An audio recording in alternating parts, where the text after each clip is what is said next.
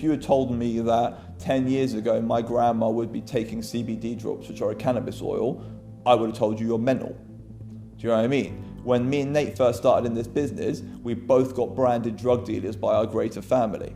You know, my mum still gets crap from my family in France about the fact that I'm a drug dealer. It's mental, and CBD is available everywhere, in every shop, but I'm still a cannabis dealer. It's crazy.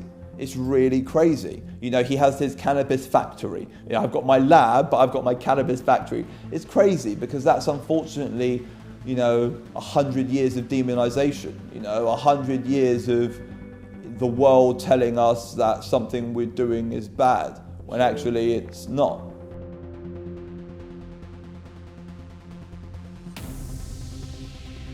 I'm Oliver Mammon. I make CBD products for a living. I host a CBD cannabis radio show. I have a CBD company called Taylor Mammon. And yeah, I've been involved in the space for probably 5 years, 6 years, making products for a little bit longer than that. So 7 years old, I was diagnosed with Tourette syndrome. Which was strange 25 years ago, because mental health is, you know, massive now, you know, and all forms of mental health, you know, and all forms of mental learning difficulties, and they're all very hot topics of conversation now. 25 years ago they existed, but they were a little bit more swept under the carpet. So 25 years ago I was diagnosed with Tourette syndrome. I don't know if you know about it, but it's like a combination of like many different things. You have your obsessive compulsive disorder, you have ADHD, which is like attention deficit disorder, and then you also have like some form of physical or verbal spasm. Verbal spasming could be like word fixation, so like, you know, when a word of the moment or a word kind of tends to be repeated more often than not in conversation.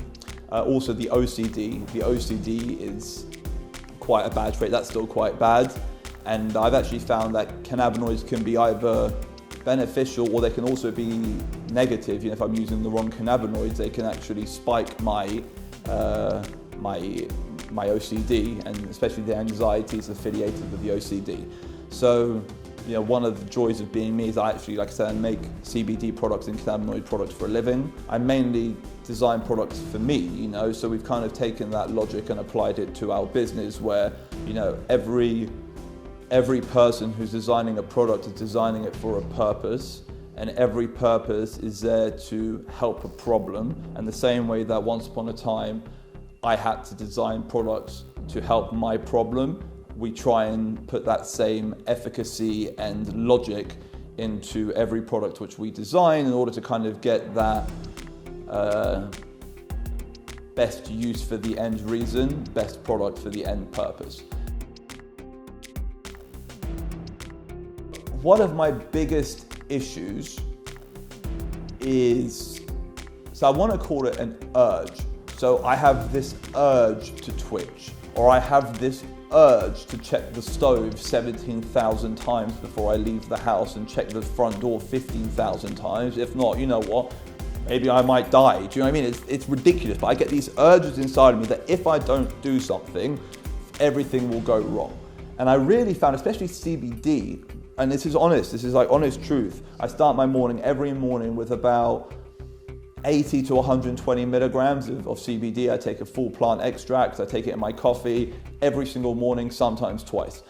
And I found that really helps me. It helps with my urges, that urge to freak out, that urge to call up the alarm company to make sure that I've set the alarm at home, that urge to call up someone to make sure that I didn't offend them in the last conversation I had.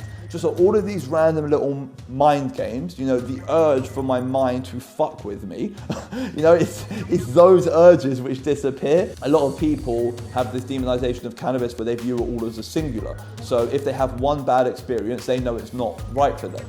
But it's not the case, because they've just smoked one of 10,000 different phenotypes, 10,000 different types of genetic, which has given them a different effect, and they need to, you know, focus on what their issues are and then match that up to a strain, as opposed to just buying anything on the street.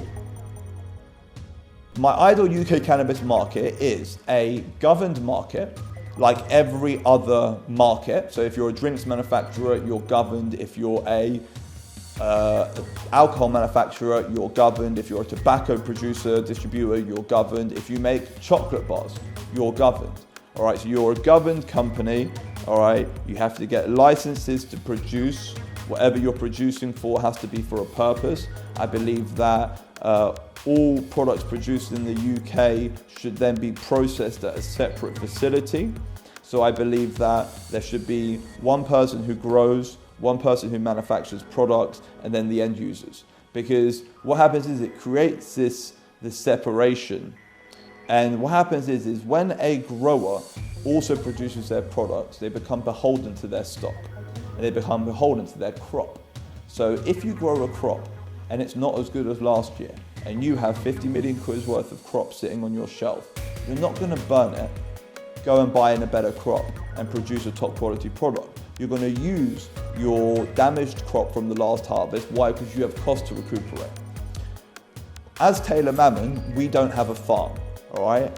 We've never signed a sole distribution agreement with a farm, and we've never, ever sold ourselves out to a farm, which means that as and when quality drops, and as and when these farms, because it happens all the time, slip up, we're not beholden to continue working with them.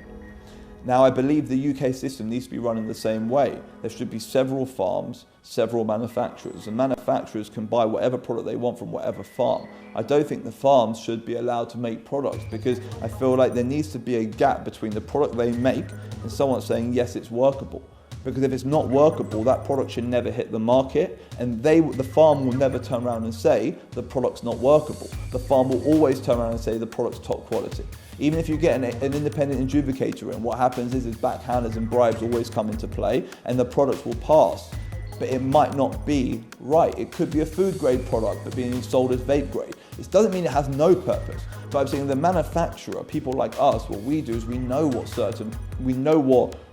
extracts should be used for what, and we understand certificates of analysis, which therefore makes us an independent adjudicator for the end user. All we want to do is make the end user happy. All the farmer wants to do is produce a crop. All we want to do is make the end user happy. And we are that buffer in the middle. Us being manufacturers will be that buffer in the middle, guaranteeing consistency and quality for the end user. So yeah, everyone has this right to feel happy, and everyone has this right to feel comfortable, and everyone has a right to be pain-free, and everyone has a right to not suffer. Now, if you found your solace in something, you have a right to it. I feel like an individual should be able to go and find solace from their pain without fear of criminality. I feel like I should be able to consume my cannabis products that I make myself without fear of going to jail and without fear of, reprisal. I should be able to, if I'm having an anxiety attack or if I'm having a really low day, if my brain's just not working right, I deserve to have my cure, do you know what I mean? I deserve to have my help. Now, I don't believe anyone deserves to be imprisoned in a tomb of their own ailments, and I don't believe that anyone should be withheld the medication which they require to escape this tomb of their own ailments, especially when they've done nothing wrong. When unfortunately someone like myself has a curse of an ailment, it's not our fault. We haven't put this on ourselves. And if we could find help in any other way, we would go there. Trust me, no one wants to break the law to help themselves. If there was a way of helping yourself without breaking the law, we would all take it. Every single one of us cannabis users would take the other way out. We're not recreational users.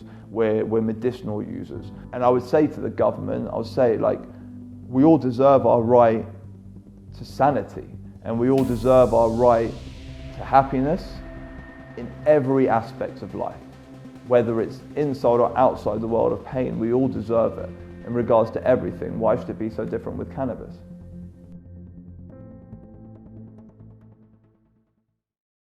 My name is Sam Cannon and I am the founder of Beyond Green. On the 2nd and 3rd of December this year, the UN will vote on the World Health Organization's recommendation on the rescheduling of cannabis.